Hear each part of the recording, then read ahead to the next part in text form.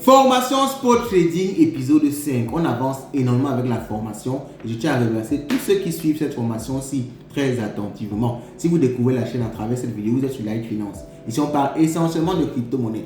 Allez-y, n'est-ce pas, dans le profil pour voir toutes les vidéos sur cette formation-là. Je pense que je vais trouver un moyen d'épingler ça directement en bas de cette vidéo. Ok? Nous, on a lancé une formation. Aujourd'hui, nous sommes à l'épisode 5. Je rappelle déjà qu'on a lancé une première formation où on a montré 11 méthodes pour se faire de l'argent grâce aux cryptos. Et c'est ceux qui ont répondu en commentaire Spot Trading qui m'ont poussé à faire la formation Spot Trading. C'est tout simplement pour vous dire que si un sujet, ok, ou une méthode particulière vous intéresse, laissez un commentaire et on pourra faire après cette formation-ci une autre formation pour vous édifier, n'est-ce pas, sur le sujet, ok. C'est tout simplement passionnant l'écosystème des crypto-monnaies. Moi, ça m'a énormément aidé depuis 5 ans que je fais dans ça. J'ai gagné des millions de francs grâce au trading de crypto-monnaie. Donc, je pense que je vais donner un peu à ma communauté. Ok?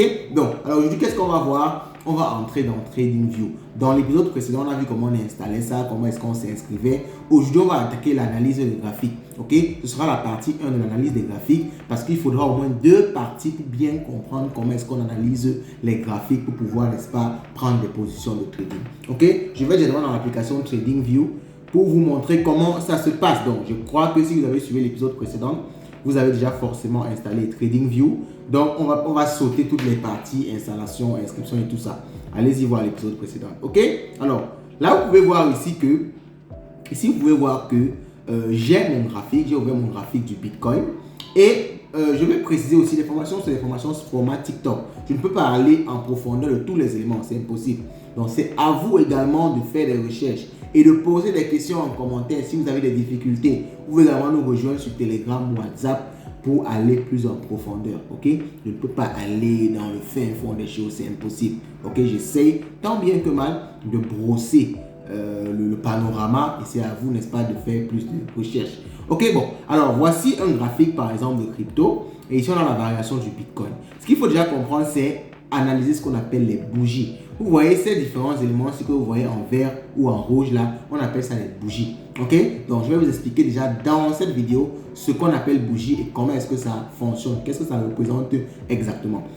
Alors, vous allez voir souvent, il y a 2 types de bougies. Les bougies vertes et les bougies rouges. Il n'y en a pas plus. Alors, une bougie verte, c'est une bougie qui montre une évolution du prix. Le prix est monté, le prix a évolué. Et une bougie rouge, c'est une bougie qui montre une descente du prix.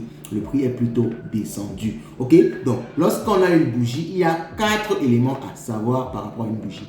Il y a l'ouverture de la bougie, il y a la fermeture de la bougie, il y a le plus bas, il y a le plus haut. Quand vous voyez par exemple ici c'est l'ouverture. Ça veut dire quoi? À cette heure-ci, d'ailleurs, il faut savoir qu'un graphique, quand vous voyez un graphique comme ça, il y a l'unité temporelle en bas. Vous voyez par exemple, quand je clique ici, vous voyez sur 1 heure, sur 1 jour, sur 1 seconde. Donc, en fonction de combien de temps je souhaite que ma bougie prenne, je choisis l'unité de temps. Si je mets 1 heure, ça veut dire que chaque bougie ici représente 1 heure de temps. Ok? Donc, si je reviens sur cette bougie-ci, la troisième bougie verte ici, ok, ou du moins la première bougie verte avant les 2 autres bougies rouges, vous constatez que cette bougie-ci a lieu il y a 3 heures. Ça veut dire qu'à 9 heures, ok, exactement à 9 heures, la bougie, le prix du Bitcoin était à 88 500, ok, et ce prix-là a évolué jusqu'à 88 800, ok, et durant, n'est-ce pas, cette 1 heure-ci, le prix est parti toucher les 89 000